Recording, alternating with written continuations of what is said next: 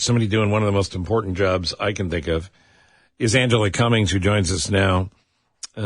She helps run the AFSP, American Foundation for Suicide Prevention. And Angela, we wanted to check in with you on the success of the movement to a 988 number. We know the numbers for suicide are awful.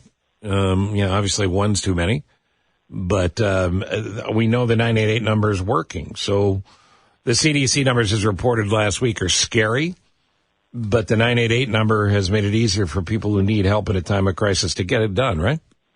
Absolutely, Steve, and thanks for having me back on the show. It's always a pleasure to talk to you.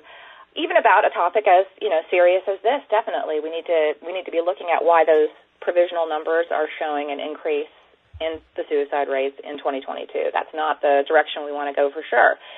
988 is, we've been talking about 988 for, I think, a year at least. Steve, when I call in, every time we're out in public, we mention it. I know you're really good about mentioning it a lot in all the work that you do. What's really surprising is, even though we've been talking about it, it does turn out that there was a survey that was done, I think, last month that showed that only 14% of Americans knew that there was a special 3-digit number and that that took over the lifeline. So it makes it really clear to me that we've got to do a lot more public education about 988. Just because I feel like I'm talking about it all the time doesn't mean that people are hearing me, and you too. So I guess we've really got to just keep talking about it because, as you mentioned, here in Illinois, it has been a game changer. The lifeline answer rate here in Illinois was really at the bottom of the list. We had 20% of calls only answered in state in Illinois when it used to be the long 10-digit number.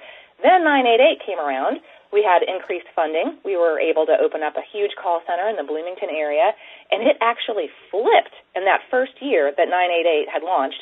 And now 80% of calls in Illinois are handled by an in-state call center here, directing people to help, helping them to avoid the emergency room, getting them connected to services. It's an unmitigated success story, so we just really need to be sure that everybody understands that 988 is an option. It's a safe option. It's an easy option. It's 24/7, 365. It's just out there for anybody that needs it. And that was my question to you, Angela. For those still learning, who can call 988 and who should call? Well, that's a great question. So you should call 988, of course, if you feel like you're having suicidal thoughts or feelings, or if you're with someone who is expressing those very clearly. Absolutely pick up that phone and call 988. But you don't have to wait till it gets to that crisis moment either. You don't have to wait till you're bleeding out to go to the emergency room, right? It's like, I think I better get this looked at. It just doesn't look good. Absolutely, if you're starting to be concerned about your own mental health, or you're living with someone, or you're a good friend of someone, and you're really starting to get concerned about the things they're saying, you don't have to wait for that imminent crisis moment. You can pick up the phone and call and just say, this is what I'm seeing. What are my options? What do you think are the next best steps? And they'll just talk you through it. So it's a great resource that anybody can use, really. And it's a suicide and crisis helpline. Crisis is defined by something that could lead to that decision, or just a severe emotional crisis in general. What do you put that basket in? Well, I will say a lot of things roll up into, a suicidal crisis. And so there's a lot of different factors that can weigh in. Basically what science tells us is people can reach a suicidal crisis moment when their stressors outweigh their brain's ability to cope. And so that can be different for everyone. Of course, it can look like a lot of things. There could be a lot of factors that go into it. Maybe you already have an undiagnosed mental health condition that you're not aware of. Then you lose your job, or then you're losing your house, or you've lost a relationship. So it's these things that can come together and create a crisis moment. None of them individually necessarily lead inevitably to a suicidal attempt or a suicidal crisis moment. But again, it's when those stressors converge and the brain's ability to cope is overwhelmed. And so, yes, a lot of things can roll up into it, like housing insecurity, food insecurity, relationship problems. So it's just better to call early when you start to feel overwhelmed. And people can at 988, can direct you to the right type of help. Do you need more social services type of help to make you, feel better? Do you need mental health help right off the bat to make you feel better? So they can help parse that out and get you connected to the right type of help. Yeah, and this is for people of all ages. Angela, what was shocking to me is looking at some of the stats that you had sent over was that senior citizens, or those 65 and older, are calling the number very often. Not very often, but more so than any other age group.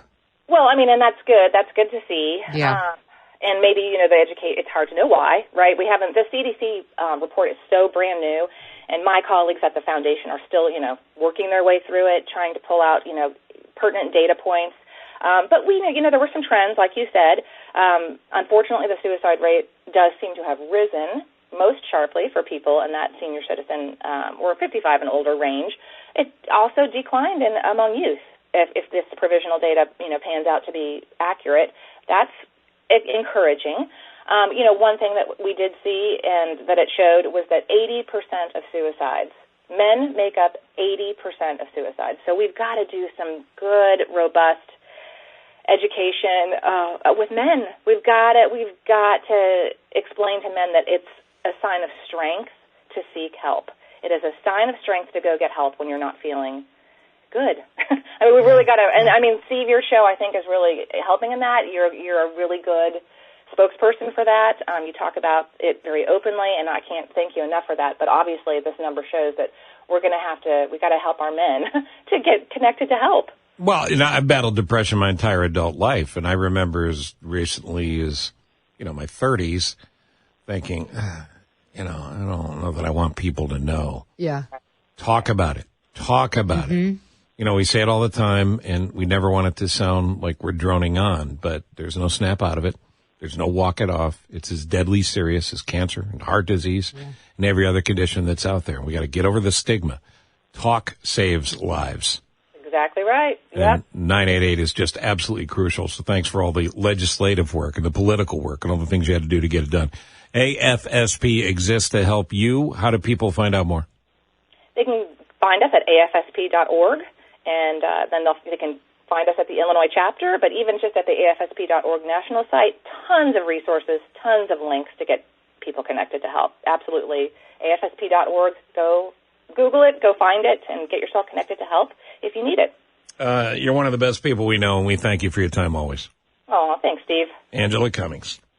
And the thing is, when you do the walk, the suicide prevention walk every summer, you meet people who have gone through it. They're survivors of it. And they miss their people, and our heart breaks for them, and your heart breaks for them. Yeah. But they are walking right back into the fire so they can tell others, here's how you could help. And again, I would just say to people, if you love somebody and you can't reach them and you feel like you can't reach them, you can't do it for them. But being a resource for them is crucial. If somebody is depressed, if somebody's talking about suicide, please try to avoid phrases like, don't talk like that. Like, you have so much to live for. Like, it's a beautiful day. Let's just go out and get some fresh air. Let's do this. Let's do that. Listen. Talk less, listen more, and be a resource and say, what can I do? Yeah. Know that that's a cry for help. Absolutely. And as long as you keep them talking, that's call 988. For you. Yeah, because those folks have walked the walk that this person's on. So.